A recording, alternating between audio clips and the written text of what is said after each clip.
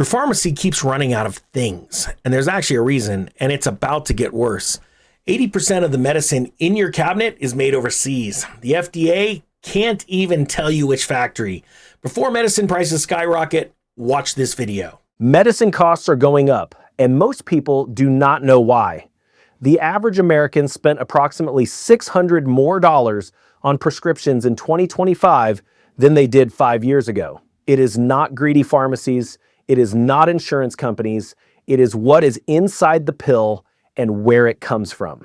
80% of the active ingredients in American medicine cabinets are manufactured outside the United States, mostly in China and India. That ingredient, the compound that makes your medication actually work, is called an API, and the system supplying it is breaking down. The FDA drug shortage list hit a record in early 2024 and has not recovered. The FDA's own commissioner admitted under Senate testimony that the supply chain behind your prescriptions is a national security risk they cannot fully map.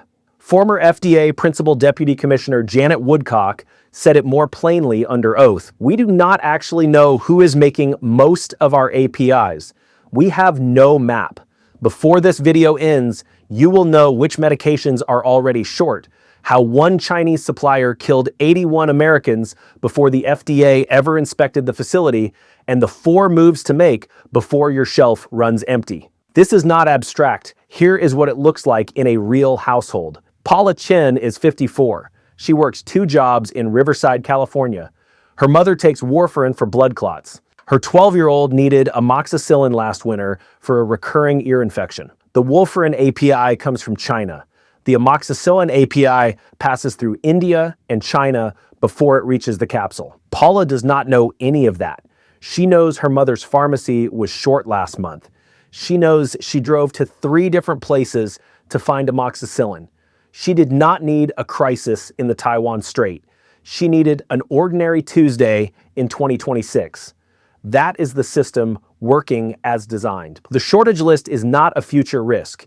It is the current condition before any disruption occurs. You may know someone going through cancer treatment right now. The chemotherapy drugs used to treat breast cancer, lung cancer, leukemia, and lymphoma. Drugs called cisplatin, carboplatin, and methotrexate. All 3 are in active shortage right now.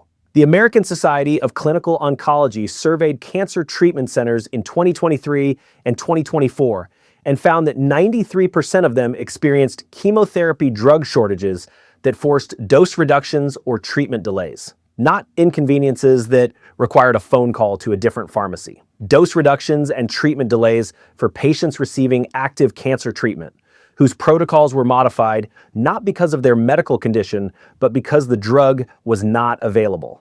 Insulin is the most urgent example for everyday households. Approximately 37 million Americans have diabetes and depend on insulin to survive. Insulin APs are sourced from facilities in China and India. Levothyroxine, the thyroid medication taken by more than 40 million Americans, has seen multiple manufacturer recalls in 2025 and 2026.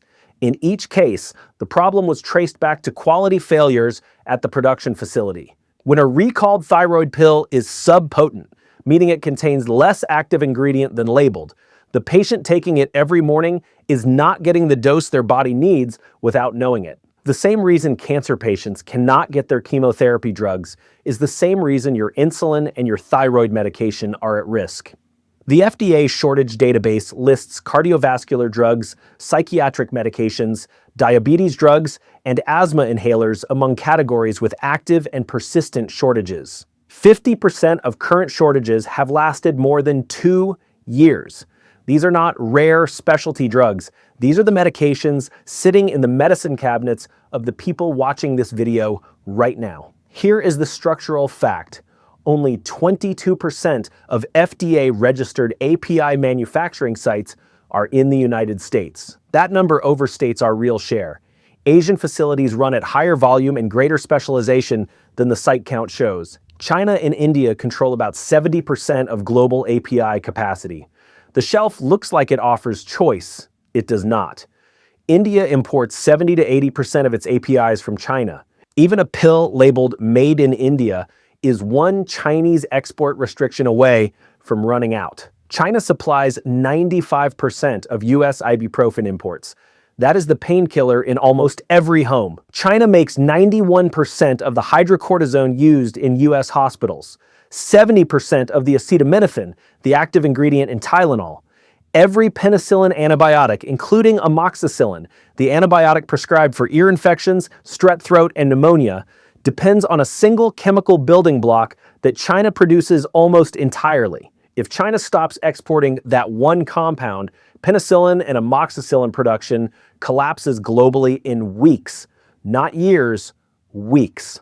In 2008, one Chinese supplier swapped a cheaper compound for the real active ingredient in heparin, the blood thinner used in dialysis machines, open heart surgery, and hospital IV lines. Hey everyone, real quick, if you want to buy crypto and you want to be crazy like me, but you want to do it right and you don't want to lose money, like I did, to scams and all this kind of stuff, and learn how to secure your crypto like nobody else, links down below to 2 courses, and they all came from a lot of hard work, a lot of mistakes, so that you don't have to make them, and I'm going to save you a lot of time, which saves money also. Links down below to the crypto security starter package.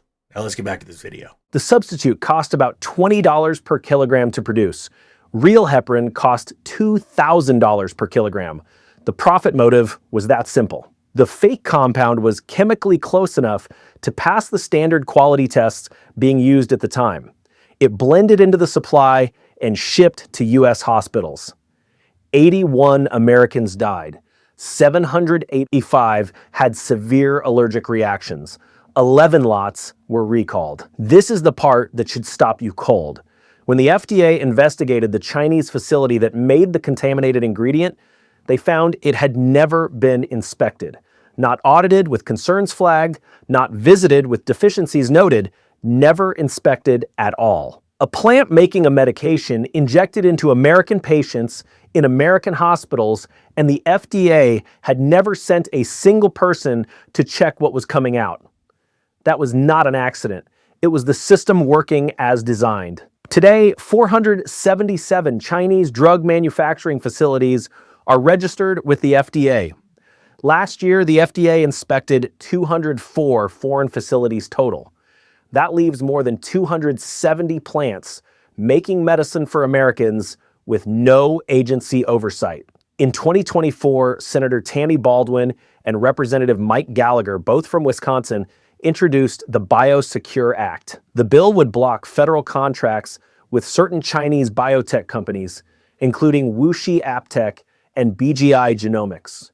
As of June 2026, it is not law. Even if it passes, existing contracts run until 2032. The reshoring push is real. Eli Lilly put $27 billion into U.S. manufacturing. The sector pledged nearly $150 billion over the next decade. But building a PI capacity takes years, not months. Today, less than a quarter of FDA-registered API sites are in the U.S., and the real production gap is even wider. The pills are still on the container ship. When the supply chain breaks, the first medications rationed are not the ones used in hospitals. They're the ones that keep people healthy outside them. Blood pressure meds, ADHD meds, statins, thyroid meds, antidepressants, the daily medications for millions. Here's the timeline. A container ship from Shanghai to Los Angeles takes 14 days. U.S. generic drug inventory averages 30 to 60 days per drug. If Chinese API shipments stop, shortages hit pharmacy shelves by day 30 to 45. Severe shortages arrive between day 60 and 90. When the shortage turns acute, hospitals get first priority. Chemotherapy agents, insulin for inpatients, IV antibiotics, blood thinners for surgery.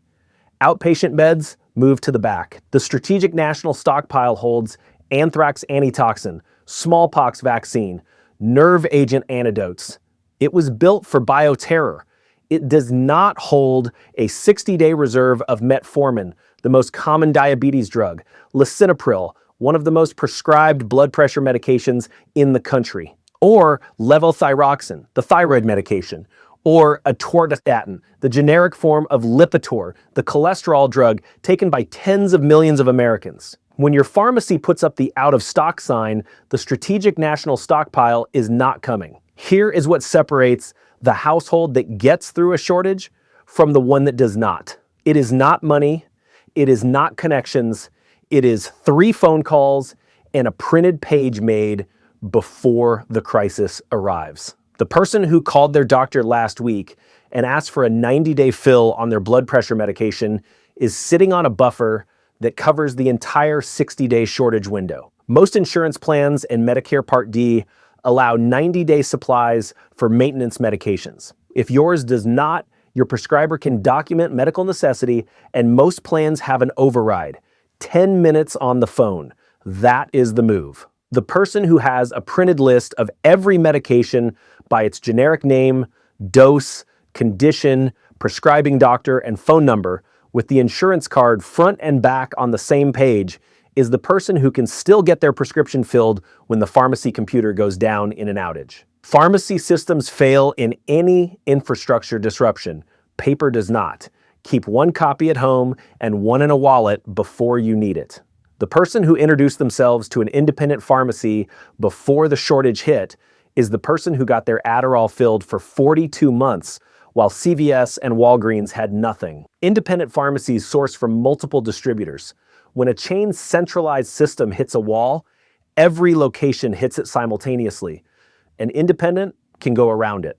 Find yours before the line forms. And the person who spent 10 minutes searching for licensed Canadian pharmacy options or pulled up GoodRx cross-border pricing before their medication ran out is the person who has a backup when the domestic shelf goes empty. For non-controlled medications, cross-border options from Canada and Mexico are legal and used by millions of Americans today. The day the shelf goes empty is the wrong day to start that search. Paula Chin drove to 3 pharmacies on an ordinary Tuesday and still almost came home empty-handed. No crisis, no war, no trade blockade. The system on a normal day. The next shortage is already running through the supply chain right now. It will show up at your pharmacy counter before any headline names it. The call, the printed page, the independent pharmacy, the 10-minute search. Those 4 things are the difference between your household being ready and your household being the next Paula Chin on the next ordinary Tuesday. When the FDA shortage list updates and the biosecure vote moves, we will have the API sourcing data and the new shortage categories before your pharmacist has to give you the bad news. The supply chain signals move months before the bottle runs empty. Economic Ninja is out.